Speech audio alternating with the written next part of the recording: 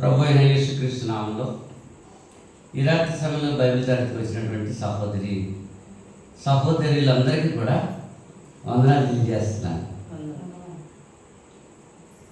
ఆన్లైన్లో వాట్సాప్లో వాక్యం వీక్షిస్తున్నటువంటి ప్రతి సహోదరికి చింతపల్లిలో ఉన్నటువంటి క్రీస్తుకి తరగత హృదయపూర్వకమైన వందనాలు తెలియజేస్తున్నాను. దయచేసి మన ఛానల్ని సబ్స్క్రైబ్ చేస్తే మరి కొంతమందికి వర్తమానాలు వెళ్తానికి అవకాశం ఉంటుంది అనేటువంటి విషయాన్ని మీకు మొదటిగానే తెలియజేస్తున్నాను. ఇంతవరకు కీర్తనలు పాడటంలో దేవుడు కృప చూపారు. అలాగే సమయంలో వాక్యం చదువుకొని ప్రార్థన చేసుకుందాం. వాక్యంలోకి వెళ్దాం. మార్కు సువార్త 11వ అధ్యాయము. మార్కు సువార్త 11వ అధ్యాయం 15వ వచనం నుంచి 18వ వచనం వరకు నేను చదువుతున్నాను. వారు యెరూషలేమునకు వచ్చినప్పుడు ఆయన దేవాలయంలో ప్రవేశించి దేవాలయంలో క్రయ విక్రయములు చేయవారిని వెళ్ళగొట్టనారంభించి రోకలు మార్చివారి బలలను గువ్వలమ్మువారి పీటలను పడద్రోసి దేవాలయం గుండా ఏ పాత్రలను ఎవరిని తెలియజెప్పుండెను. మరియు ఆయన బోధించుచు, నా మందిరము సమస్తమైన అన్నిటిలకు ప్రార్థనా మందిరం అనబడును అని వ్రాయబడలేదా? అయితే మీరు దానిని దొంగల గుహగా చేసితిరి అని. శాస్త్రులను ప్రధాన యాజకులను ఆ మాట విని జనసమూహమంతయు ఆయన బోధకు బహుగా ఆశ్చర్యపడుతూ చూచి ఆయనకు భయపడి ఆయన ఎలా సంహరించుదమా అని సమయము చూచుచూ ఉండిరి. దేవుడు తన వాటిని దీవించుగాక. ఇంతవరకు మనం చదువుకున్నటువంటి పాఠ్యభాగం గురించి ఆలోచించడానికి చిన్న ప్రార్థన చేసుకుందాం. పరిశుద్ధుడా, మహోన్నతుడా, శాశ్వత ప్రేమతో మమ్మల్ని ప్రేమిస్తున్నటువంటి మా కన్న తండ్రి, మీ ఘనమైన ఉన్నతమైన శ్రేష్టమైన నామానికి స్తుతులు స్తోత్రాలు సమర్పణిస్తూ ఉన్నాం.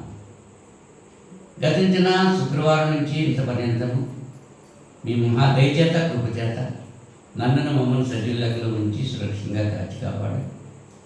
ఈ రాత్రి సమయంలో బైబిల్ తరగతికి మమ్మల్ని సమావేశపరిచిన మీ ప్రేమను బట్టి స్తోత్రాలు చెల్లిస్తున్నాను. ఈ రీతిగా ప్రపంచంలో ఏ ప్రదేశాల్లో మిమ్మల్ని స్తుతించి కనపరుస్తున్నారు, తరగతులు నిర్వహిస్తున్నారు.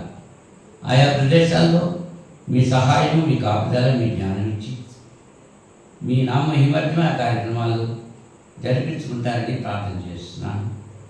పగటి సమయంలో జరిగిన తరగతులన్నింటి వరకు మీరు కృపను నడిపించినందుకు స్తోత్రాలు చెల్లిస్తున్నాను. ఈ రాత్రి సమయంలో జరగబోయేటువంటి తరగతుల కొరకు ప్రార్థన చేస్తున్నాను. ఆశీర్వాదకరంగా మీ నామ మహిమార్థమై ఆ కార్యక్రమాలు జరగడానికి సహాయం చేయమని ప్రార్థన చేస్తున్నాను. నాయన, మా స్థానిక సంఘంలో కూడా ఈ రాత్రి సమయంలో ఈ తరగతి ప్రారంభిస్తున్నాము. ప్రారంభం నుంచి ముగింపు వరకు మీ నామ మహిమార్థం జరిగించుకోండి. ఇంతవరకు కీర్తనల ద్వారా స్థితి పొందారు, వాక్యం ఇచ్చారు. ఇచ్చినట్టు వాక్యాన్ని మీ బిడ్డల్ని వివరించడానికి కావాల్సిన శక్తి నాకు సరిపోదు. మీ యొక్క జ్ఞానంతో నన్ను నింపారు చేసి బిడ్డలు అవగాహన చేసుకునే రీతిలో బోధించే సామర్థ్యం నాకు, విని అవగాహన చేసుకుని వాక్య ప్రకారంగా జీవించాలనేటువంటి ఆలోచన బిడ్డలు కలిగి ఉంటాయి. మీరు కృప చూపుతారని ప్రార్థన చేస్తున్నాను. మీ వాక్యము విత్తబడుతుండగా అనారోగ్యంగా ఉన్న బిడ్డల కొరకు ప్రార్థన చేస్తున్నాను. వాళ్ళు స్వస్థపరచబడి మీ నామకు మహిమ తెచ్చుకోండి. నాయన, మా సహోదరుడు ఎర్ర సత్యనారాయణ కొరకు ప్రార్థన చేస్తున్నాను. కాలు ఆపరేషన్ చేయించుకుని రాడ్డు వేయించుకుని నా ప్రభు క్షేమకరంగా వచ్చాడు. త్వరగా కోలుకుంటానికి సహాయం చేయండి. అలాగే కుమార్తె రాణి కొరకు ప్రార్థన చేస్తున్నాను. కళావతి యొక్క కుమార్తె రాణి కొరకు ప్రార్థన చేస్తున్నాను. ఆమె నిన్నటి దినానికి గొంతుగా ఆపరేషన్ చేశారు. గొంతుకులో ఉన్నటువంటి ఆ యొక్క గడ్డను తొలగింపజేశారు. త్వరగా ఆ గాయం తగ్గడానికి మీరు సహాయం చేస్తారని ప్రార్థన చేస్తున్నాను. నిన్నటి దినాన్ని మా సహోదరి రాయుడు కులక్ష్మి కుమారి గారు వీపు మీద ఉన్నటువంటి గడ్డ అది ఆపరేషన్ చేసి తొలగింపడం చేయడం జరిగింది. ఆ గాయాలు త్వరగా తగ్గడానికి మీరు కృప చూపుతారని ప్రార్థన చేస్తున్నాను. ఇంకెవరైతే బలహీనంగా ఉన్నారో వారందరూ కొరకు ప్రార్థన చేస్తున్నాను. బలపరిచి స్థిరపరచండి. పాస్టర్ అనేది జోషిప్ రాజు కొరకు ప్రార్థన చేస్తున్నాను. బిడ్డ కూడా ఇటీవల బలహీనంగా ఉండి నేను ఈ దినాన్ని హాస్పిటల్ నిన్నటి దినాన్ని ఇచ్చి ఈ దినం కూడా హాస్పిటల్కి వెళ్ళి వచ్చారు. టెస్టులు అవి చేయించుకున్నారు. నేను మందులు వాడుతున్నారు. వాటితో మీ గుమానిసులు రక్షించి బిడ్డకు సంపూర్ణ ఆరోగ్యం స్వస్థిస్తారని ప్రార్థన చేస్తున్నాను. ఈ సమయంలో మీ యొక్క వాక్య భాగాలను వెళ్తున్నాము. నాయన బిడ్డలు అవగాహన చేసుకునే రీతిలో బోధించే సామర్థ్యం నాకు, వినే చెవులు, గ్రహించే ఆత్మ, లోబడే బుద్ధి బిడ్డలు దయచేయండి. క్రీస్తునామములో వేడుకుంటున్నాను తండ్రి, ఆమేన్. మరి ఒకసారి అందరికీ వందనాలు తెలియజేస్తున్నాను. చదవబడినటువంటి లేఖన భాగంలో యేసు ప్రభు వారు దేవాలయాన్ని శుద్ధి చేయడం గురించి ఇక్కడ మనం ఆలోచన చేస్తున్నాం. పితరుల యుగంలో నుంచి దేవుని యొక్క సన్నిధి అన్నది, దేవుని సన్నిధి పితరుల యుగంలో ఎక్కడ ఇద్దరు ముగ్గురు కూడి ఆయన నామపాటు ప్రారంభం చేశారు, అక్కడ ఉన్నారు. అంటే పలానా స్పెసిఫిక్ ప్రదేశం అనుకుంటున్నట్టు లేదు. ఎక్కడ ఆ కుటుంబాలు దేవుని సన్నిధిలో బలిపీఠం కట్టి ప్రార్థన చేశారో అక్కడ దేవుని సన్నిధి ఉంది. ధర్మశాస్త్రంలోకి వెళ్ళేటప్పటికీ సొలొమోను మహారాజు కట్టించినటువంటి దేవాలయంలో దేవుని సన్నిధి. ఆ దేవాలయం కట్టక ముందు ప్రత్యక్ష గుడారంలో దేవుని సన్నిధి ఉండేది. అక్కడికే ప్రజలు అక్కడికి వెళ్ళి దేవుని సన్నిధికి వెళ్ళి వాళ్ళ యొక్క విజ్ఞాపనలు తెలియజేసుకుంటాం, దేవుని యొక్క మాటలు వినటం, దేవుడికి చెప్పిన ఆజ్ఞలు అక్కడ నుంచి పొందటం జరుగుతూ ఉండేది. అయితే క్రైస్తవ యుగంలో నేటి దినాన్ని ఎక్కడ ఇద్దరు ముగ్గురు కూడి నా నామకాడ ప్రార్థన చేస్తారో వారి మధ్యన ఉంటాను అని చెప్పన్నాడు. అక్కడే ఆయన సన్నిధి. దానికంటే ప్రాముఖ్యంగా మీరే నా సన్నిధి, నా ఇల్లు అంటున్నారు. మన దేహమే దేవుని యొక్క ఆలయం. మనలోనే దేవుడు నివాసం చేయడానికి ఇష్టపడుతున్నాడు అనేటువంటి విషయాన్ని మనం గుర్తించాలి. దేవాలయము శుద్ధీకరణ గురించి ఈ చదవబడినటువంటి లేఖన భాగం యేసు ప్రభు గారు చెప్పినటువంటి చేసినటువంటి కార్యక్రమాల్లో కొన్ని ఒక సువార్తలో రాయబడ్డాయి, కొన్ని 2 సువార్తల్లో రాయబడ్డాయి, కొన్ని 3 సువార్తల్లో రాయబడ్డాయి, కొన్ని 4 సువార్తల్లో కూడా రాయబడ్డాయి. ఈ 4 సువార్తల్లో కూడా రాయబడ్డటువంటి వాటిలో ఈ యొక్క సంఘటన ప్రాముఖ్యమైనది. దేవాలయాన్ని శుద్ధీకరించడం అనేటువంటి విషయం ఇక్కడ ఈ గ్రంథంలో ఈ పాఠ్య భాగంలో మనం చూస్తున్నాం. వారు యెరూషలేమునకు వచ్చినప్పుడు ఆయన దేవాలయంలో ప్రవేశించినప్పుడు ఎక్కడ ఏముండాలి? దేవుని యొక్క సన్నిధి ఉండాలి, దేవుని సన్నిధిలో ప్రార్థన ఉండాలి. ఆ దినాల్లో బలులు అర్పించేవారు కాబట్టి బలులు అర్పిస్తూ ఉండాలి. కానీ ఏమున్నాయట? దేవాలయంలో క్రయ విక్రయములు చేయవారిని వెళ్ళగొట్టని ఆరంభించారు. దేవాలయంలో ఏం జరుగుతున్నాయి? క్రయ విక్రయాలు జరుగుతున్నాయి. యోహాను సువార్త 2వ అధ్యాయం 13 నుంచి 17 వచనాలు, మత్తయి సువార్త 20వ అధ్యాయం 12 నుంచి 16 వచనాలు, లూకా సువార్త 19వ అధ్యాయం 40 నుంచి 47 వచనాలు ఈ దేవాలయ శుద్ధీకరణ గురించే వ్రాయబడ్డటువంటి అంశాలు అక్కడ మనం చూడగలుగుతాం. దేవాలయంలో జరగాల్సినవి ఏం జరగాలి అసలు? ఇప్పుడు విద్యాలయంలో విద్య చెప్తారు, వైద్యాలయంలో వైద్యం అందిస్తారు. మరి దేవాలయంలో ఏముండాలి? దేవుని గురించినటువంటి మాటలు ఉండాలి, దేవుని గురించిన పనులు ఉండాలి. అలాగే ద్వితీయోపదేశకాండం 14వ అధ్యాయము, ద్వితీయోపదేశకాండం 14వ అధ్యాయము 25-26 వచనాల్లో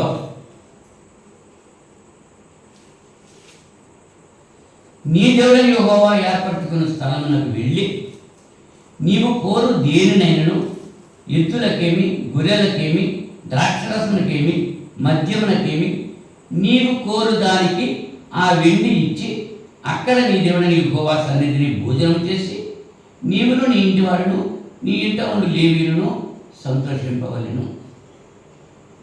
దేవుని సన్నిధిలో ఏం జరగాలి అనేటువంటి విషయాన్ని దేవాది దేవుడు తెలియజేస్తున్నాడు ఇశ్రాయేలీయులకు.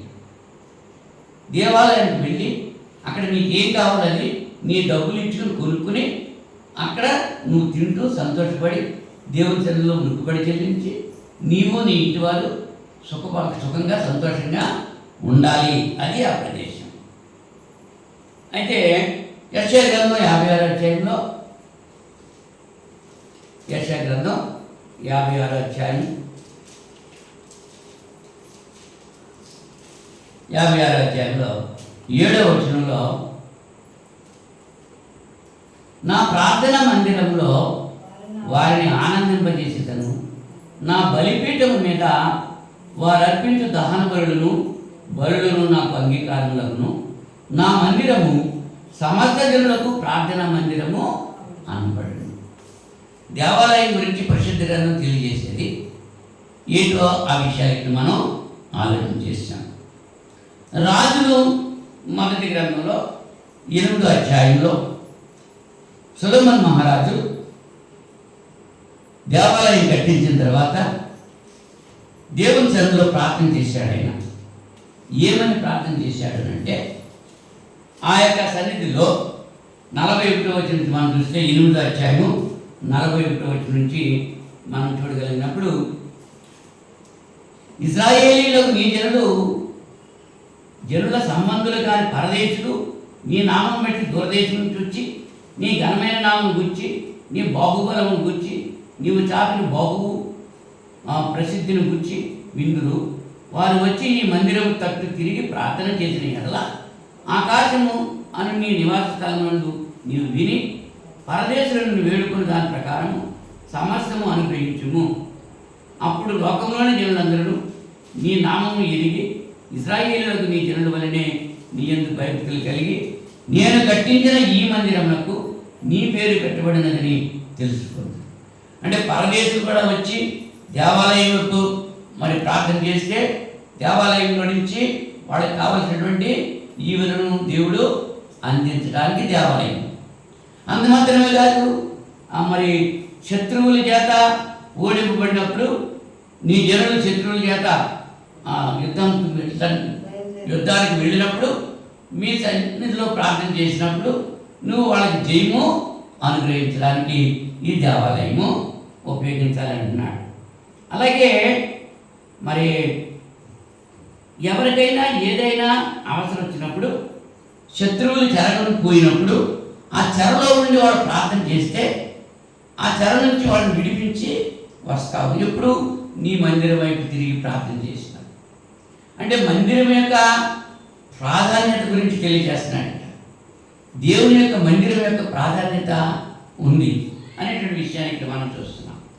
యెరూషలేము దేవాలయం గురించి ఒక ప్రత్యేకమైనటువంటి విషయాలు, కొన్ని గ్రంథంలో లేనటువంటి విషయాలు మీతో ముచ్చటించడానికి నేను ఇష్టపడుతున్నాను. ఈ దేవాలయము యెరూషలేములో ఉన్న దేవాలయము 46 సంవత్సరాలు కట్టారట. ఎన్ని సంవత్సరాలు కట్టారు ఆ దేవాలయాన్ని? 46 సంవత్సరాలు కట్టారు. ఎవరు కట్టారు? సొలొమోను మహారాజు కట్టాడు. ఎక్కడ కట్టాడంటే మోరియా పర్వతం మీద కట్టాడు. మోరియా అంటే తిరిగిరా అని అర్థం. మోరియా తిరిగిరా అని అర్థం. మోరియా అనేటువంటి పర్వతం మీద క్రీస్తుకు పూర్వం 950 సంవత్సరంలో సొలొమోను మహారాజు యెరూషలేము దేవాలయాన్ని నిర్మించాడు. ఎన్ని సంవత్సరాలు కట్టాడండి? 46 సంవత్సరాలు కట్టాడు. ఈ కట్టినటువంటి దేవాలయాన్ని 40 సంవత్సరాలు 92 సంవత్సరాలు ఉన్న తర్వాత 92 సంవత్సరాలు ఇంచుమించు 90 సంవత్సరాలు వరకు అలాగే కొనసాగింది. ఆ తర్వాత క్రీస్తుకు పూర్వం 857 సంవత్సరంలో నెబుకద్నెజరు అనేటువంటి మహారాజులు, అన్యుడైనటువంటి రాజు ఆ దేవాలయాన్ని కూల్చేసేసాడు. యెరూషలేము దేవాలయాన్ని కూల్చేసాడు. ఎవరు కూల్చారండి? నెబుకద్నెజరు అనేటువంటి అన్య రాజు. ఎప్పుడు కూల్చాడు? క్రీస్తుకు పూర్వం 857 సంవత్సరంలో కూల్చేసినటువంటి దేవాలయాన్ని మళ్ళా రెండోసారి యెరుబ్బయలు అనేటువంటి రాజు కట్టించాడు. క్రీస్తుకు పూర్వం 515వ సంవత్సరంలో యెరుబ్బయలు అనేటువంటి రాజు రెండోసారి ఆ దేవాలయాన్ని కట్టించాడు. క్రీస్తుకు పూర్వం 167వ సంవత్సరంలో గ్రీకు చక్రవర్తి అయినటువంటి అంతియోకస్ ఎపిఫనీస్ అనేటువంటి ఆయన మళ్ళీ ఆ దేవాలయాన్ని ధ్వంసం చేసేసాడు. దేవాలయాన్ని ధ్వంసం చేశాడు. తర్వాత రోమా ప్రభుత్వం వచ్చింది. రోమా ప్రభుత్వంలో కూడా అనేక సార్లు ఆ దేవాలయం మీద దాడి చేసి దేవాలయాన్ని పాడు చేశాడు. రోమీయులు యూదులు కాదు, దేవుని ఎరగనటువంటి వారు, అన్యులు. అంచేత దేవుని యొక్క దేవాలయాన్ని వాళ్ళు పాడు చేశారు.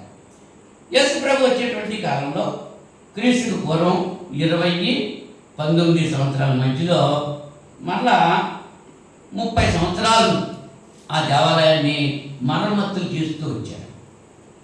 అంటే ఇప్పుడున్నటువంటి దేవాలయము, ఇప్పుడు కూడా దేవాలయం లేదు. అక్కడ యెరూషలేములో దేవాలయము లేదు. దాన్ని శిథిలం చేసేసారు, పాడు చేసేసారు. కానీ వీళ్ళు యెరూషలేము చూస్తాకి వెళ్తున్నారు, దాన్ని పాడైనటువంటి ప్రదేశాలు చూస్తున్నారు. అందుకని దేవాలయం మాత్రం అక్కడ లేదు అనేటువంటి విషయం మనం తెలుసుకోవాలి. ఈ దేవాలయానికి 4 ద్వారాలు ఉండేయండి. ఎన్ని ద్వారాలమ్మా? 4 ద్వారాలు. 4 ద్వారాల ప్రత్యేకత ఏంటంటే, ఒక ద్వారంలో ఎవరైనా సరే, అన్యులేంటి, యూదులేంటి, మగాళ్ళేంటి, ఆడలేంటి, పిల్లలేంటి, ఎవరైనా సరే ఆ ద్వారం గుండా లోపలికి వెళ్ళొచ్చు, బలులు అర్పించవచ్చు. అక్కడ క్రయ విక్రయాలు కూడా జరుగుతూ ఉంటాయి. అక్కడ క్రయ విక్రయాలు ఏంటంటే, ఒక వ్యక్తి ఏదైనా జంతువు బలి ఇవ్వాలని అనుకున్నప్పుడు అక్కడికి వెళ్ళి అక్కడ జంతువులు కొనుక్కుని బలి ఇచ్చేసేవారు అనమాట. డబ్బులు తీసుకుని అక్కడ అంచేత అమ్మడానికి పశువులు, పక్షులు అన్నీ అక్కడ వ్యాపారం కింద ఉండేదన్నమాట.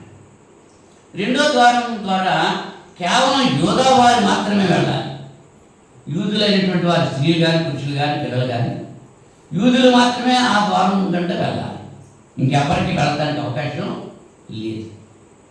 మూడో ద్వారం, అక్కడ ఈ ద్వారం కూడా యూదులు పురుషులు మాత్రం వెళ్ళమండి. స్త్రీలు కానీ, పిల్లలు కానీ, ఇంకా ఎవ్వరు యూదా మతస్థులు అయ్యుండి, యూదులు అయ్యుండి పురుషులు మాత్రమే వాళ్ళకి వెళ్ళాలి. వాళ్ళ కోసం ప్రత్యేకించి ఆ ద్వారాన్ని ఏర్పాటు చేశారు. 4వ ద్వారం, అవి యూదులు వెళ్ళటానికి వీల్లేదు, అన్యులు వెళ్ళటానికి వీల్లేదు. ఆ ద్వారం గుండా కేవలం లేవీయులు, యాజకులు మాత్రమే వెళ్ళాలి. లేవీయులు, యాజకులు మాత్రం వెళ్ళి అక్కడ బలులు అర్పించడానికి, అక్కడ బలిపీఠం ఉండేది. ఆ బలిపీఠం మీద వీళ్ళు తీసుకొచ్చిన బలులన్నీ కూడా అర్పించడం అలా జరుగుతూ ఉండేది. అయితే దేవాలయంలో జరగాల్సింది ఏంటనమాట? అర్పణలు అర్పించాలి, విజ్ఞాపనలు చేయాలి, దేవుని స్తుతించాలి, దేవుని ప్రార్థించాలి. హన్నా దేవుని సన్నిధికి వెళ్ళి ఏం చేసింది? ప్రార్థన చేసింది. అందుకోసం కదా దేవాలయము, అందుకోసం కదా ఉపయోగించాలి.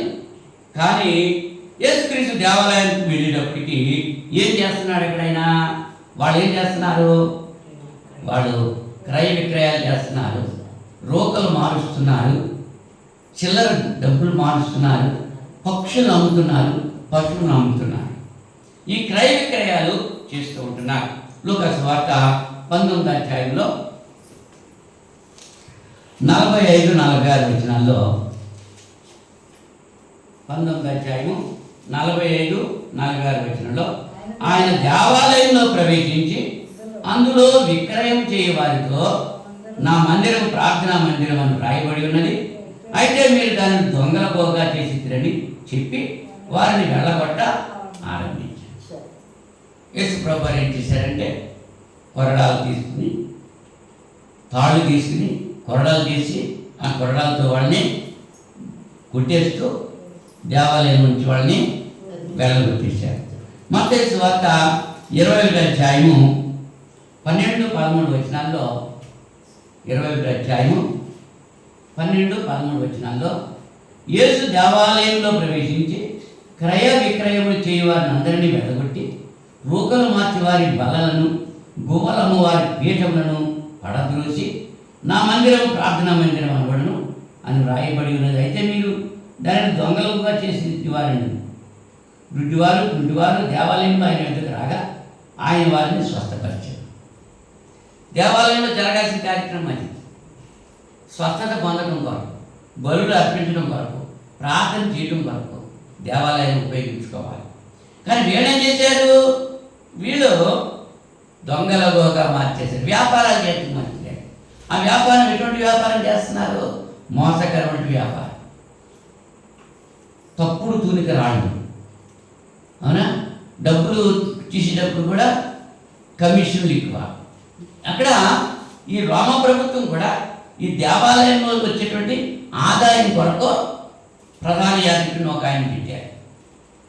యోధా మతస్థులు వాళ్ళు ఏం చేశారంటే వాళ్ళకి సంబంధించింది కాబట్టి ఆ యోధా మతానికి సంబంధించినటువంటి ప్రధాన యాజకుడిని ఒక ఆయన పెట్టారు.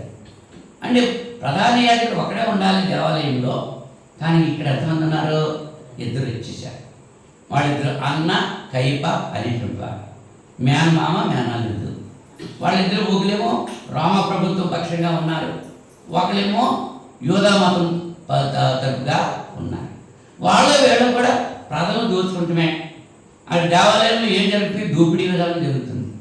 నువ్వు బలి అర్పిస్తున్నావా, దానికి ఇంత పన్ను కట్టాలి.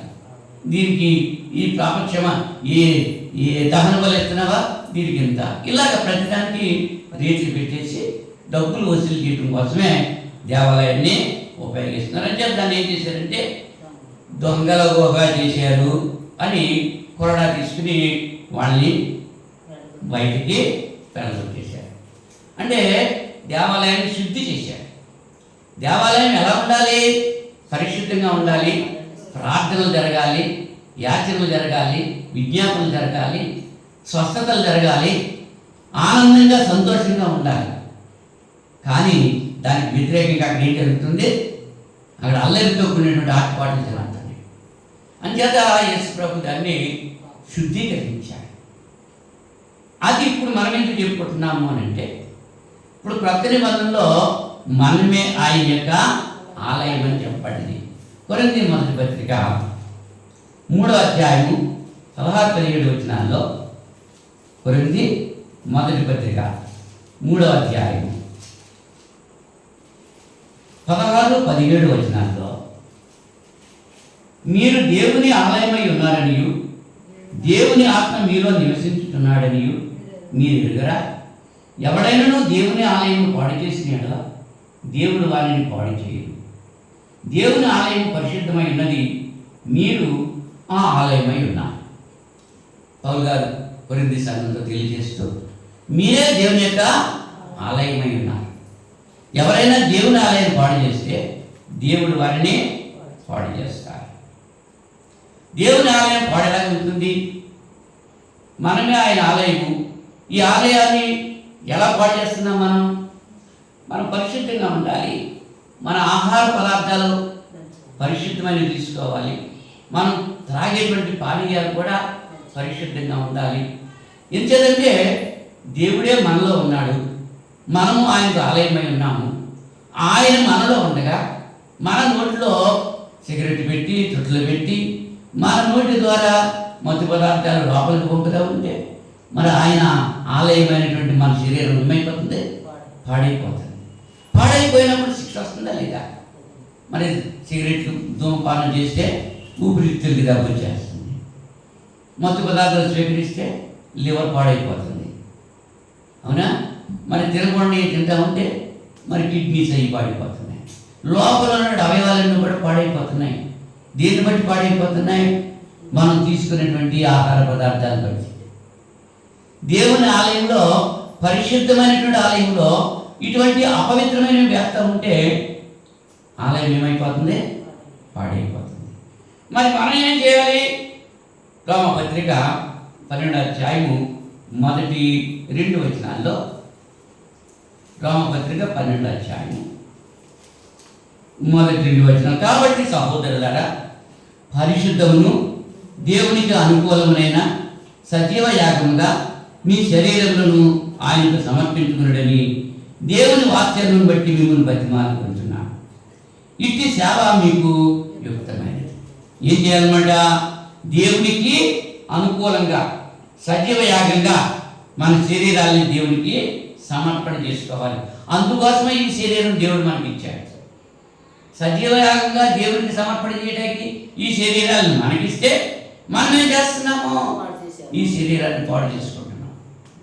ఎవరో వచ్చి పాడు చేయట్లేదు, ఎవరికి వాళ్ళే పాడు చేసుకుంటున్నారు. పాడు చేసిన దాన్ని బట్టి దేవుని యొక్క ఉగ్రత వచ్చి ఈ శరీరం పాడైపోతుంది. ఎవడైనా దేవుని ఆలయం పాడు చేస్తుంటే దేవుడు వారిని పాడు చేస్తూ ఉంటాడు. దేవుని యొక్క ఆలయంగా ఉన్నటువంటి మనం దేవుని సన్నిధిలో ఎలా ఉండాలి అంటే గలతీ పత్రిక 5వ అధ్యాయము 22వ వచనంలో, గలతీ పత్రిక 5వ అధ్యాయము 22వ వచనంలో, ఆత్మఫలమేమనగా ప్రేమ, సంతోషము, సమాధానము, దీర్ఘశాంతము, దయాళుత్వము, మంచితనము, విశ్వాసము, సాత్వికము, ఆచరణీకరము. ఎన్ని లెక్క పెట్టారు? 9. ఇవి ఆత్మఫలము. ఈ ఫలము కలిగి మనం జీవించాలి. అప్పుడు దేవుడు మనల్ని బట్టి సంతోషిస్తాడు. దేవుడు మనలో ఉన్నాడు కాబట్టి, నీ హృదయమే దేవుని ఆలయం కాబట్టి, నీ శరీరమే దేవుని యొక్క ఆత్మకు నివాసం కాబట్టి, దేవుడు ఉండేటువంటి చోటు పరిశుద్ధంగా ఉండాలి. ఆ పరిశుద్ధత ఎలా వస్తుందంటే, పరిశుద్ధత ఉన్నప్పుడు ప్రేమ ఉంటుంది, సంతోషం ఉంటుంది, సమాధానం ఉంటుంది, దీర్ఘశాంతం ఉంటుంది, దయాళుత్వం ఉంటుంది, మంచితనం ఉంటుంది, విశ్వాసం ఉంటుంది, సాత్వికం ఉంటుంది, ఆచార్యగ్రహం ఉంటుంది. ఈ 9 ఫలము మనలో ఉండాల్సింది అది. కానీ మనలో ఏమున్నాయి? గలతీ పత్రికలో 5వ అధ్యాయం 19వ వచనంలో ఉన్నాయి చూడండి. శరీర కార్యములు స్పష్టమై ఉన్నవి. అవేమనగా జారత్వము, అపవిత్రత, కాముకత్వము, విగ్రహారాధన, అభిచారము, ద్వేషములు, కలహము, మత్సరములు, క్రోధములు, కక్షలు, భేదములు, విమతములు, అసూయలు, మత్తతలు, అల్లరితో కూడిన ఆటపాటలు మొదలైనవి. ఎన్ని వచ్చినాయి? 15 వచ్చినాయి. ఉండాల్సిందేమో ప్రేమ, సంతోషము, సమాధానము, దీర్ఘశాంతాలు ఉండాలి. కానీ అవి లేవు సరిగదా. ఇందులో ఏమున్నాయన్నమాట? విగ్రహారాధన వచ్చింది, జారత్వం వచ్చింది, అపవిత్రత వచ్చింది, కాముకత్వం, ఇవన్నీ కూడా వచ్చింది. అంటే ఇవి శరీర కార్యాలు. ఆత్మఫలం ఉండాల్సిన చోట శరీర కార్యాలు ఉన్నాయి. అప్పుడు మరి దేవుని యొక్క ఉగ్రత వస్తుందా రాదా? దేవాలయము దేవునికి ఆలయంలో ఉండి పరిశుద్ధత కలిగి లేదు. అందుచేత దేవుని కుమారుని క్రీస్తుకు కోపం వచ్చింది. కోడా తీసుకుని వాళ్ళందరినీ కూడా, ఆ దేవాలయాన్ని పాడు చేసే వారందరినీ కూడా బయటకు తోలించాడు. మరి ఇప్పుడు మనమే ఆయన దేవాలయంగా ఉన్నప్పుడు మన హృదయంలో ఉండాల్సిన లక్షణాలు ఉండకూడని లక్షణాలు అక్కడ ఉన్నాయి కాబట్టి ఆయన ఉగ్రత మన మీదకి వచ్చిందా లేదా?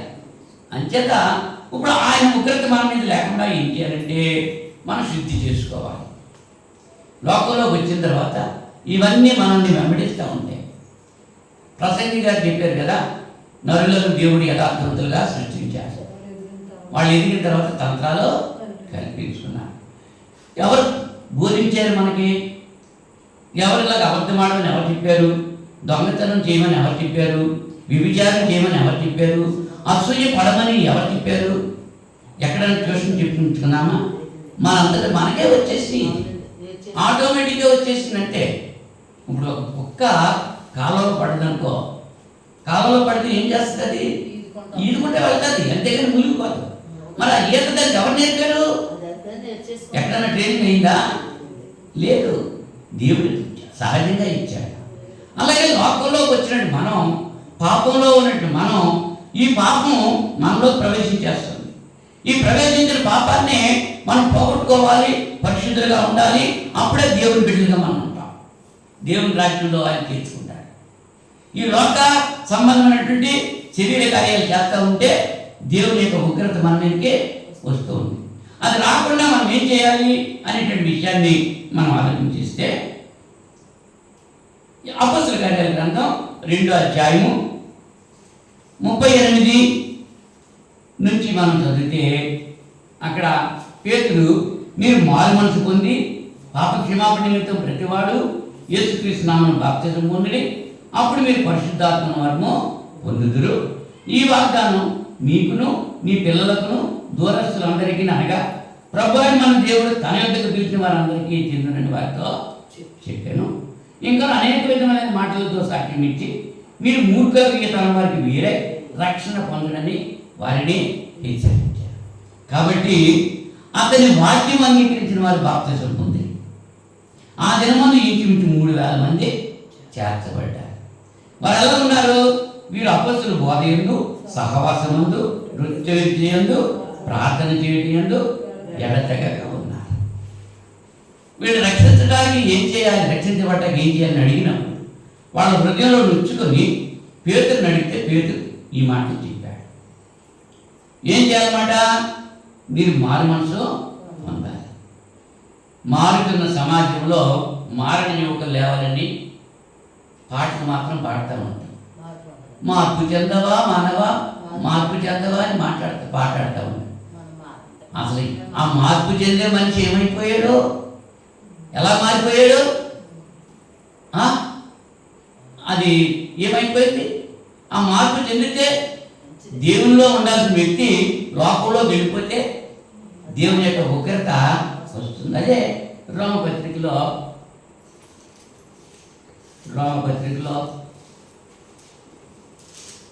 1వ అధ్యాయంలో 18వ వచనంలో చూడండి, దుర్నీతి చేత సత్యము నాటికి మనుషుల యొక్క సమస్త భక్తిహీనత మీదను దుర్నీతి మీదను దేవుని కోపము పరలోకం నుండి బయలుపరచబడుతున్నది.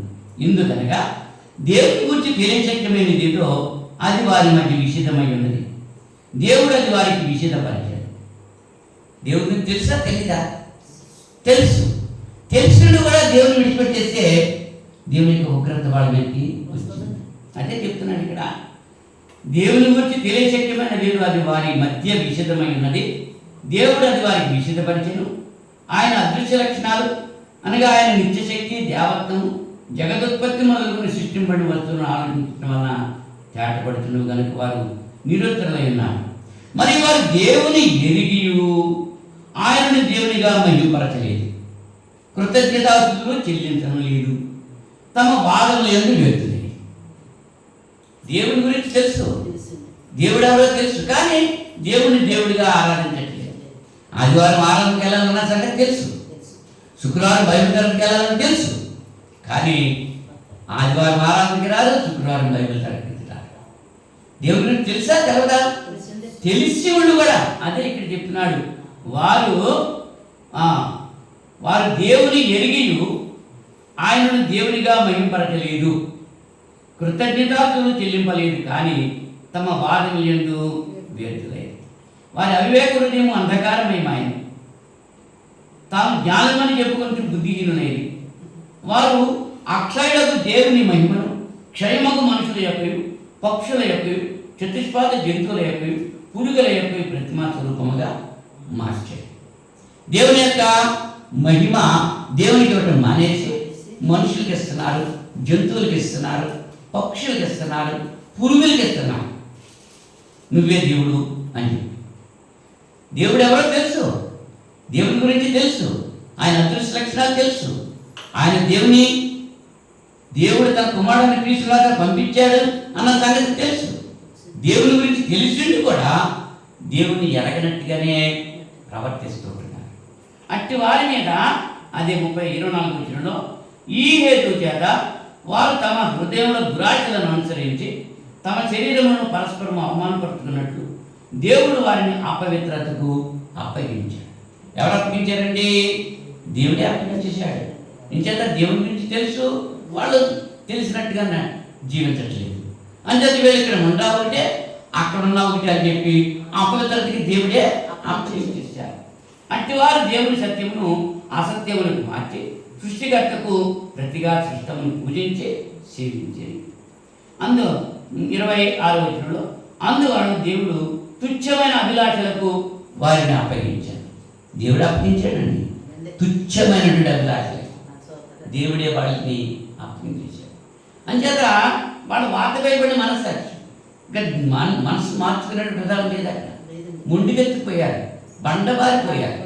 ఎంత చెప్పినా సరే వాత వేయబడిన మనస్సాక్షి అంటే వాత అంటే ఒక ఆ శరీరం మీద మనకు గాయమైనప్పుడు అది మచ్చ వచ్చేస్తుంది. ఆ మచ్చ ఉన్నంత ప్రదేశం కూడా స్పర్శ ఉండదంట. దాని మీద ఇంకా ఎంత గాయమైనా ఇటువంటి దెబ్బతిన్నా నిప్పే ఉండదు. అవునా? అది వాత వేయబడి ఉంటుంది. ఈ మనసాక్షి కూడా వాత వేయబడ్డది. ఇంకా దేవుడంటే అక్కర్లేదని వచ్చేసాడు. దేవుడంటే తెలియని వాళ్ళు దేవుని తెలుసుకుని లోపలికి వస్తున్నారు. దేవుడంటే తెలిసిన వారు దేవుడిని విడిచిపెట్టేసి బయటకు వెళ్ళిపోతున్నారు. అందుచేత దేవుని యొక్క ఉగ్రత వాళ్ళ మీదకి వచ్చింది. ఎవరి మీద అనమాట? అటువంటి వాళ్ళ స్వభావాలు ఎట్లా ఉంటాయంటే 28వ వచనంలో రోమపత్రిక 1వ అధ్యాయము 28వ వచనంలో మరియు వారు తమ మనసులో దేవునికి చోటు ఇవ్వలేకపోయింది. మనసులో దేవునికి చోటు లేదు. మిగిలిన వాటిలన్నింటి కూడా చోటు ఉంటుంది. మోసానికి ఇప్పుడు శరీర కార్యాలని చెప్పాను కదా, వాటన్నింటికి చోటు ఉంది, కానీ దేవునికి మాత్రం చోటు లేదు. వారి మనసులో దేవునికి చోటు ఉండలేకపోయింది కనుక చేయరాని కార్యం చేయుటకు దేవుడు భ్రష్ట మనసుకు వారిని అప్పగించాడు. దేవుడే అప్పగించేసాడు వాడిని. ఇంకా వాళ్ళకి మారు మనసు పొందేటువంటి అవకాశం ఉండదు. ఇంచేత వాళ్ళు వాత వేయబడిన మనసాక్షి కలిగి ఉన్నారు. వాళ్ళకి ఎంత చెప్పినా ఇంకా అంతే. తీసుకెళ్ళి అగ్నిలో పడేసినా అగ్నిలో కాలిపోగడగా ఇష్టపడతారు, కానీ దేవుడి చెంతకి రావడానికి మాత్రం ఇష్టపడతారు. ఇంచేత దేవుడే వాళ్ళని వాళ్ళలో ఎటువంటి వాళ్ళు లక్షణాలు ఉంటాయో అనేటువంటి విషయం ఇక్కడ చెప్తున్నాడు. అట్టివారు 29వ వచనం నుంచి అట్టివారు సమస్తమైన దుర్నీతి చేతను, దుష్టత్వం చేతను, లోభము చేతను, ఈర్ష్య చేతను నిండుకొని మత్సరము, నరహత్య, కలహము, కపటము, వైరము అని వాటితో నిండిన వారై కొండెగాడులను, అపవాదకులను, దేవద్వేషులను, హింసకులను, అహంకారులను, బింకములాడి వారును, చెడ్డవాటిని కల్పించేవారును, తల్లిదండ్రులకు అవిధేయులను, అవివేకులను, మాట తప్పువారును, అనురాగరహితులను నిర్దయులైంది. ఎన్ని లక్షణాలు వచ్చేసినాయి? 21 లక్షణాలు వస్తాయి. అటువంటి లక్షణాలన్నీ కూడా ఆపాదించుకుని వాత వేయబడి మనసాక్షి కలిగి దేవుని దగ్గరికి రావడానికి వాళ్ళు రాలేకపోతున్నారు. సాతాను యొక్క బంధకాల్లో బంధించిపోయారు, రాలేకపోతున్నారు దేవుని సన్నిధికి. దేవుని సన్నిధి అంటే వాళ్ళకి గిట్టట్లేదు. ఎరిగి తెలుసుండి కూడా తెలియనట్టుగా ఉంటున్నారు. దాంట్లో వాళ్ళకి వెళ్తుంటే చూసిన వాళ్ళు ఏం చేస్తారు? ఒకరికొకరు పలకరించుకుంటారు. పలకరించుకుంటూ మానేసేదనుకో వాళ్ళు ఏమనుకుంటారు? ఇదేట్లా నేను కనపడినట్టు వెళ్ళిపోతున్నారు ఏంటి అని అనుకోరా? మరి దేవుడిని ఎరిగి దేవుడిని ఎరగనట్టు ప్రవర్తిస్తుంటే మరి దేవుని యొక్క ఉగ్రత మన మీదకే వచ్చింది. ఇట్టి కార్యములు అభ్యసించేవారు మరణములకు తగిన వారు అనే దేవుని వాక్యానికి, దేవుని యొక్క ఆ వాక్యము వాళ్ళకి తెలుసు, ఎరిగిండి కూడా వాటిని చేస్తున్నారు. తెలిసి ఇవాళ ఆరాధన రాకపోతే ధర్మశాస్త్రంలో పితృయుగంలో ధర్మశాస్త్రంలో ఆరాధనకు రానివ్వకుండా కట్టెలు ఏరుకుండా అరణ్యంలోకి వెళ్ళిపోతే వాళ్ళని పట్టుకుని రాళ్ళతో కొట్టి చంపేశారు. ఆ సంగతి తెలుసు కదా. మరి ఇప్పుడు దేవుని సన్నిధికి రానటువంటి శిక్ష ఏమైనా ఉందా? వాత వేయబడి మనసాకి వచ్చేసి ఏం చేయట్లేదు కదా అనేటువంటి కృపకాలంలో మనం ఉంటే దేవుని యొక్క కృపని వాళ్ళు ఏం చేస్తున్నారంటే వ్యర్థం అనుకుంటున్నారు, చేతగానితనం అనుకుంటున్నారు. దేవుడు ఏం చేయట్లేదులే, మమ్మల్ని ఆరాధనకి వెళ్ళలేదు, మమ్మల్ని ఏం చేశాడు అనుకుంటున్నారు. ఎప్పటికప్పుడు శిక్ష రావట్లేదు కాబట్టి. ఎందుకు రావట్లేదంటే ఆయన కృపాభరితుడు కాబట్టి. ఇప్పుడైనా వాళ్ళు మారు మనసు పొందుతారు, ఇప్పుడైనా వాళ్ళు తెలుసుకుంటారు, ఇప్పుడైనా వాళ్ళు తిరిగి వస్తారు అని చెప్పి దేవుడు ప్రేమతో చూస్తూ ఉంటాడు. దేవుడి బిడ్డలుగా జీవించడానికి దేవుడు మనకు కొన్ని ఏర్పాట్లు చేశాడు. నువ్వు పాపంలో ఉన్నప్పటికీ కూడా దేవుడు మనకి ఏమి ఇచ్చాడంటే సంఘాన్ని ఇచ్చాడు. కొరింథీ 1వ పత్రిక 1వ అధ్యాయము 2వ వచనంలో, కొరింథీ 1వ పత్రిక మొదటి అధ్యాయం 2వ వచనంలో కొరింథీలోనున్న దేవుని సంఘమునకు అనగా క్రీస్తు యేసునందు పరిశుద్ధపరచబడిన వారై పరిశుద్ధులుగా ఉండటకు పిలువబడిన వారికి, క్రీస్తు రక్తంలో కడగబడి పవిత్రపరచబడి పరిశుద్ధులుగా చేయబడి పరిశుద్ధులుగానే ఉండడానికి పిలువబడిన వారే సంఘం. దేవుడు సంఘాన్ని ఇచ్చాడు మనకి. ఇప్పుడైనా వాళ్ళు మారు మనసు పొందారని పరిశుద్ధాత్మని ఇచ్చాడండి. అపొస్తలుల కార్యాలు 2వ అధ్యాయము 32వ వచనంలో వాడు వాక్యము విని మారు మనసు పొంది బాప్తిజం పొందినప్పుడు పరిశుద్ధాత్మ అనే వరం దేవుడిస్తున్నాడు. మారు మనసు పొందారు, పశ్చాత్తాపడ్డారు, బాప్తిజం పొందారు. అది మన కార్యం అయితే దేవుడు చేసింది ఏంటి? ఆయన పరిశుద్ధాత్మను మనకి ఇచ్చాడు. శుద్ధమైన హృదయంతో వీడు జీవిస్తాడు అని చెప్పి అనుకున్నాడు. ఇంకా దేవుడు మనకి ఏమి ఇచ్చాడంటే పాప క్షమాపణ ఇచ్చాడు. రోమపత్రిక 3వ అధ్యాయము 25వ వచనంలో 3వ అధ్యాయము 25వ వచనంలో పూర్వము చేయబడిన పాపములను దేవుడు తన ఓరిమి వలన ఉపేక్షించినందున ఆయన తన నీతిని కనపరచవలని క్రీస్తు యేసు రక్తమునందలి విశ్వాసం ద్వారా ఆయనను కరుణాధారముగా బయలుపరచెను. దేవుడు ఇప్పటి కాలమందు తన నీతిని కనుపరచ నిమిత్తము తాను నీతిమంతుడును యేసునందు విశ్వాసము గల వారిని నీతిమంతుడుగా తీర్చిబడిన ఉండుటకు ఆయన అలాగో చేశాడు. ఆయన మన పాపాలని పూర్వము చేయబడిన పాపములను దేవుడు తన ఓరిమి వలన ఉపేక్షించాడు, కొట్టివేశాడు, మర్చిపోయాడు. ఆయన మనం మర్చిపోతాం లేకపోతున్నాం. మనం చేసినట్టు పాపాలు ఇంకా జ్ఞాపకం వస్తూనే ఉంటున్నాయి, కానీ ఆయన మాత్రం మర్చిపోయాడు. నువ్వేం చేసావో నాకు జ్ఞాపకం లేదబ్బా, నీ పాపాలని క్షమించేశాను నేను అని చెప్పన్నాడు. పాప క్షమాపణ కలిగజేశాడు. సంఘాన్ని ఇచ్చాడు, పరిశుద్ధాత్మని ఇచ్చాడు, పాప క్షమాపణ ఇచ్చాడు. మనల్ని దేవుని యొక్క వాక్యం ఇచ్చాడు మనకి. ఆ వాక్యమే మనల్ని బ్రతికింపజేస్తుంది, ఆ వాక్యమే మనల్ని జీవింపజేస్తుంది, మనల్ని శుద్ధీకరిస్తుంది. 119వ కీర్తన 9 నుంచి 11 వచనాలు చూస్తే యవనస్తులు దేని చేత తమ నడత శుద్ధిపరచుకుందురు, నీ వాక్యమును బట్టి దానిని జాగ్రత్తగా చూసుకున్నట్టు చేతనే కదా. నీ పూర్ణ హృదయంతో నిన్ను వెతికి ఉన్నాను, నన్ను నీ ఆజ్ఞలను విడిచి తిరగనియకుము. నీ ఎదుట నేను పాపము చేయకున్నట్లు నా హృదయంలో నీ వాక్యము ఉంచుకొని ఉన్నాను. దేవుని ఎదుట పాపం చేయకుండా ఉండాలంటే మన హృదయంలో దేవునికి వాక్యం ఉంటే మనం పాపం చేసే అవకాశం ఉంది. యోసేపు హృదయంలో దేవునికి వాక్యం ఉంది కాబట్టి పాపం చేయడానికి అవకాశం ఇచ్చినప్పటికీ పాపం చేయకుండా పారిపోయాడు. మరి మన హృదయాల్లో దేవునికి వాక్యం ఉంటే పాపం చేసే అవకాశం ఉండదు. ఇవాళ పాపాలు చేస్తున్నారు, దేవుని మాట వ్యతిరేస్తున్నారు, దేవుని పని చేయట్లేదు అంటే వాళ్ళ హృదయంలో ఏముంది? పాపం ఉందన్నమాట. పాపంతో నిండిపోయినటువంటి హృదయాలు కలిగినటువంటి వారు దేవుని సన్నిధికి రాలేదు. చీకటిలో ఉన్నారు, పాపంలో ఉన్నారు, వెలుగు చూడలేరు. ఈ పాపకార్యాలు చేసే వాళ్ళంతా కూడా చీకటిలో చేస్తూ ఉంటారు, వెలుగు దగ్గరికి రారు. ఇలా లైట్లు వేసుకుని పాప పనులు చేస్తారా? పాపకార్యాలు అంటే తెలుసు కదా, తెలవడం అవ్వలేదు. ఆ పాపకార్యాలు ఇంత లైటింగ్లో చేస్తారా? లైట్ లేకుండా చేస్తారా? చీకటిలో చేస్తారు. చీకటి సంబంధులు, దేవుని సంబంధులు వెలుగులో ఉంటారు, చీకటి సంబంధులు చీకటిలో ఉంటారు. అంచేత ఆ చీకటిలో ఉన్నటువంటి వారు వెలుగు దగ్గర రావడానికి భయపడతారు, చూడలేరు. వెలుగుని చూడలేక, వెలుగు దగ్గరికి రాలేక అక్కడ నిద్రపోతూ, త్రాగిపోతూ, విభచరిస్తూ వాళ్ళు ఇష్టానుసారంగా జీవిస్తూ ఉంటారు. దేవుని సన్నిధికి రాలేదు అటువంటి వాడనమాట. దేవుని వాక్యం మనకి ఇచ్చాడు. ఇంకా ఏమి ఇచ్చాడంటే దేవునితో మనం మాట్లాడేటువంటి అవకాశం ఇచ్చాడు. ఫిలిప్పీ పత్రిక 4వ అధ్యాయం, ఫిలిప్పీ పత్రిక 4వ అధ్యాయంలో 4వ అధ్యాయము 5 నుంచి 7 వచనాలు మనం చూస్తే,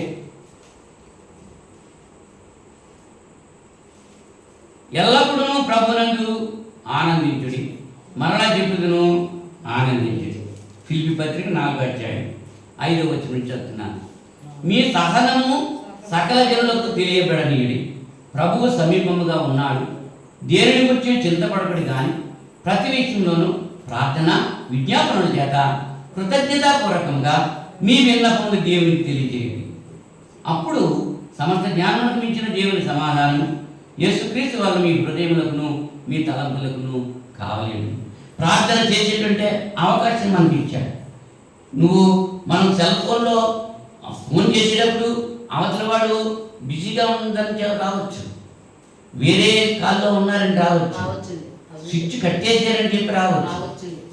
కానీ దేవునికి మనం ఫోన్ చేస్తుంటే అటువంటి సమాధానాలు ఏమి రావు. ఎప్పుడు ఫోన్ చేసినా, ఎప్పుడు ప్రార్థన చేసినా ఆయన హలో అని వింటాడంతే తప్ప వినకుండా ఉండదు. రక్షింప నేరకినట్లు యెహోవా హస్తం పూర్తి కాలేదు, విననేరకినట్లు ఆయన దేవుని మన్నం కాలేదు. మీ పాపాలే ఆయనకి మీకు మధ్య అడ్డుగోడలు ఉన్నాయని యెషయా గ్రంథంలో మరి తెలియజేస్తున్నాడు. కనుక మనం ఎప్పుడు ప్రార్థన చేస్తామో, ఎప్పుడు దేవునితో మాట్లాడటానికి ఇష్టపడతామో అని ఆయన చెవులు మన ప్రార్థనల వైపు ఉన్నాయంట. నా బిడ్డలు ఏ మనం చేస్తున్నారు అని చెప్పి ఆయన ఎప్పుడు కూడా ఆ ఫోన్ దగ్గరెట్టుకునే కూర్చుంటాడు. ఆయన ఫోన్ వంటగదిలో పెట్టేసి పడగదిలోకి రాడైనా. మనమైతే ఏం చేస్తాం? మా ఆవిడైతే వంటగదిలో పెట్టేస్తే హాల్లో వచ్చేస్తుంది, ఫోన్ అక్కడ మాట్లాడుతూ ఉంటుంది, ఈవిడ ఇక్కడ వస్తుంది. ఆ ఫోన్ చేసిన వాళ్ళు ఏం చేస్తారు? మా అమ్మ ఇంకా ఫోన్ తెలియదు చెప్పి ఆవిడ ఫోన్ పెట్టేసి నా ఫోన్ చేస్తూ ఉంటారు, మా పిల్లలు అలాగే చేస్తూ ఉంటారు. ఎక్కడ ఫోన్ ఉందో అక్కడే మంచి ఉండాలి, మంచిగా దగ్గర ఉంచుకోవాలి ఫోన్. అవునా? దేవుడు అలాగే ఉంచుకుంటున్నాడు. అవునా? అంటే ఎవరు ఎప్పుడు ప్రార్థన చేసినా ఆయన వింటున్నాడు. ఇదే ఇప్పుడు చేసేవేంటి, ఈ టైంలో చేసేవేంటి అని అనడు. ఆయన రెస్పాన్స్ వెంటనే రెస్పాండ్ అవుతాడు దేవుడు. ఆ అవకాశం దేవుడు మనకి ఇచ్చాడు. అంటే దేవుని బిడ్డలుగా మనం జీవించడానికి దేవుడు మనకి చేసిన ఏర్పాట్లు ఏంటి? సంఘాన్ని ఇచ్చాడు, పరిశుద్ధాత్మని ఇచ్చాడు, పాప క్షమాపణ కలిగజేశాడు, దేవుని యొక్క వాక్యం ఇచ్చాడు, దేవునితో మాట్లాడటానికి అవకాశం ఇచ్చాడు. రాజుగారితో మాట్లాడటానికి ఇప్పుడున్న అవకాశం ఉంటుందా మనకి? ఎమ్మెల్యే దగ్గరికి వెళ్ళి మాట్లాడతాకి, ఇంటికి ఊరు ప్రెసిడెంట్ దగ్గరికి వెళ్ళి మాట్లాడతాకే మనం ఇచ్చినప్పుడు వెళ్ళిపోతే మాట్లాడితే ఉంటాడైనా? ఉండడు. కానీ దేవుడు మనం ఎప్పుడు ప్రార్థన చేస్తే అప్పుడు అది వింటానికి సిద్ధంగా ఉన్నాడు. నీవెంత పాపంలో ఉన్నా, నీ అంత నరకంగా ఉన్నా దేవుని సన్నిధికి చేరి, తండ్రి నేను పాపిని నన్ను క్షమించు అంటే ఆయన వింటాడు. నీ పాపాలన్నీ కూడా జ్ఞాపకం ఉంచుకోడు, ఆయన మర్చిపోతాడు, క్షమించాడు, పాప క్షమాపణ కలుగజేశాడు. అది మనకే తెలుస్తలేదు. ఇంకా పాపలను ఉన్నాం, ఇదే చాలా తీగా ఉంది, ఇదే చాలా వెచ్చగా ఉంది అని పాపలనే ఉంటున్నాం, కానీ దేవుని సన్నిధికి రాలేకపోతున్నారు చాలామంది. మనం దేవుని బిడ్డలుగా జీవిస్తే ఏం కలుగుతుంది, జీవించకపోతే ఏం కలుగుతుంది అనేటువంటి విషయాన్ని కూడా మనం ఆలోచించేటట్టు ప్రయత్నం చేద్దాం. దశలోనిక 2వ పత్రిక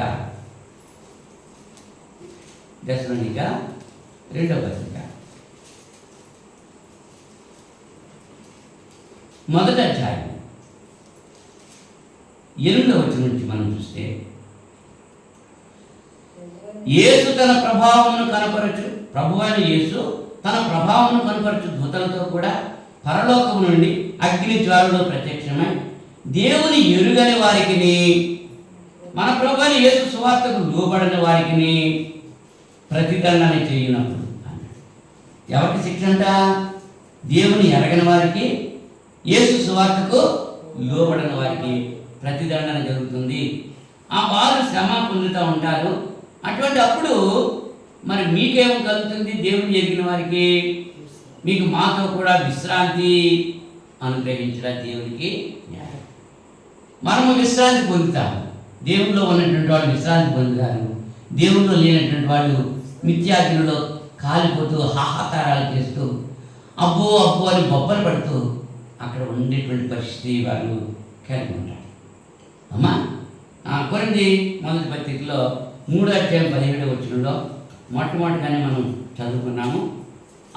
ఆ వాక్య భాగంలో 17వ వచనంలో, ఎవడైనా దేవుని ఆలయమును పాడు చేసిన ఎడల దేవుడు వారిని పాడు చేయను. దేవుని ఆలయము పరిశుద్ధమై ఉన్నది, మీరు ఆ ఆలయమై ఉన్నారు. మనమే దేవుని యొక్క ఆలయం. పాట మాత్రం పాడతారు, నీ మందిరమై మేముండగా మాయందుండి నడిపించుమా అని పాడతారు. కానీ జీవితం ఇవ్వరు. ఆయన మందిరంగా మనం ఉండాలి. మీరే నా మందిరం అని ఆయన పిలుస్తున్నాడు. మీలో నేను నివాసం చేస్తానంటున్నాడు. ఆయన తలుపు తట్టుతున్నాడు. ప్రతి వారి హృదయం అనేటువంటి తలుపు తట్టుతున్నాడు. ప్రతి ఒక్క తలుపు తట్టుతున్నాడు. అందరి హృదయాలు తట్టుతున్నాడు. ఆయన వాక్యం ద్వారా తట్టుతున్నాడు. ఆయన స్వరం విని ఎవరైతే తలుపు తీస్తారో వాళ్ళు ఆయన వారితో భోజనం చేస్తాడు అని చెప్పి ప్రకటన గ్రంథంలో కూడా మనం చూడగలుగుతున్నాం. నాకో తలుపు యొక్క నుండి తట్టుతున్నాను, ఎవడైతే నా స్వరం వింటాడో వాడితో కలిసి నేను భోజనము చేస్తాను అంటున్నాడు. ప్రకటన గ్రంథంలో కూడా మాట ఉంది. కనుక ఆయన పిలుస్తున్నాడు. ఆయన పిలుపుకు లోబడి ఆయన మనం హృదయంలో చేర్చుకుంటే మన స్థితి ఎలా ఉండాలి? పరిశుద్ధత కలిగి ఉండాలి. పరిశుద్ధత కలిగి ఉండాలి. పరిశుద్ధతయే దేవుని లక్షణం. దేవుడు చెప్తున్నాడు, నేను పరిశుద్ధుడిని, మీరు కూడా పరిశుద్ధులుగా ఉండండి. యేసు ప్రభు పరిశుద్ధుడు. ఆయనలో ఏ లోపము లేదు, ఏ నేరము లేదు, ఏ పాపము లేదు. అంచేత ఏ పాపం ఎరుగని ఓ పావనామూర్తి అని చెప్పి మనం పాడగలుగుతున్నాం. పాపము లేనటువంటి ఆయన పాపులమైనటువంటి మన కొరకు శిలువ మీద తన ప్రాణాన్ని పెట్టాడు. ఇప్పుడు మనం ఏం చేయాలి? మనం మేకులు కొట్టివేయబడక్కర్లేదు, మనం ముళ్ళకిరీటం పెట్టుకోక్కర్లేదు, మన పక్కలో బండి పోటు పొడిపించుకోక్కర్లేదు. మనం చేయాల్సింది అనమాట, యేసు ప్రభు అని నీ నోటితో ఒప్పుకొని దేవుడు ఆయన మృతుల్లోంచి లేపాడని నీ హృదయంలో విశ్వసిస్తే నువ్వు రక్షించబడతావు. రామపత్రికలో అదే మాట మనం చూస్తున్నాం. రామపత్రిక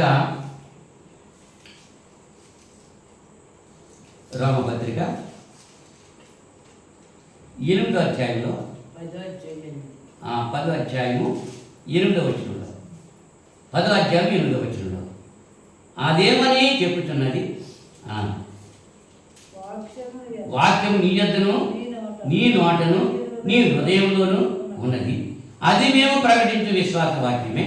అదేమనగా యేసు ప్రభువని నీ నోటితో ఒప్పుకొని దేవుడు మృతుల్లో నుండి ఆయన లేపునని నీ హృదయం అని విశ్వసించినట్లా నీవు రక్షించబడు. ఎవరు లేపారు? దేవుడు ఎవరిని లేపాడు? తండ్రి అనే దేవుడు కుమారుడైన క్రీస్తును మృతుల్లో నుంచి లేపాడు. సుస్పష్టంగా ఇక్కడ రాయబడ్డది. కానీ ఇవాళ చాలామంది అనేకమైన అబద్ధ ప్రవక్తలు బయలుదేరి ఉన్నారు. వాడు యేసు ప్రభు లేచిపోయాడంటారని, దేవుడు లేపాడు అంటారు. వాడు ఏ ఆత్మ తండ్రిని కుమారుని ఒప్పుకుంటారో ఆ ఆత్మ నిజమైనటువంటి దేవుని యొక్క ఆత్మ. ఇంచేత ఇవాళ అనేకమైన అబద్ధ ప్రవక్తలు లోపలను గుర్తించారు.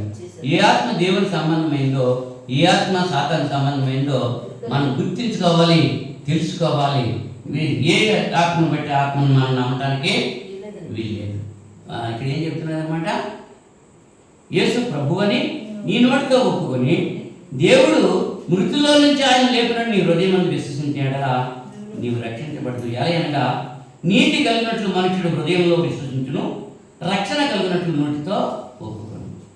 ఏమనగా ఆయన విశ్వాసం నుంచి వాడు ఎవడును సిగ్గుపడడు అనే లేఖనం చెబుతుంది. యూదుడని గీసు చేస్తున్న భేదం లేదు.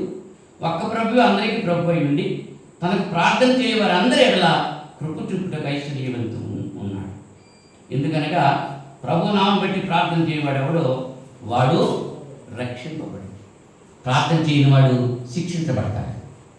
ప్రార్థన చేసేవాడు రక్షించబడతాడు, ప్రార్థన చేయని వాడు శిక్షించబడతాడు. మనం రక్షించబడ్డానికి నువ్వు ఇష్టపడతావా? శిక్షించబడ్డానికి ఇష్టపడతావా? అది నీ ఇష్టం. అది నేను బలవంతం చేయట్లేదు. బలవంతం చేసే పడమైతే ఆదివారం వాళ్ళని లాక్కొచ్చి బలవంతం కూర్చోబెట్టేస్తుంది. కానీ బలవంతం చేయట్లేదు. సమ్మతించి నా మాట వింటే మంచి పదార్థాలు భుజిస్తారని చెప్పి దేవుడు చెప్తున్నాడు.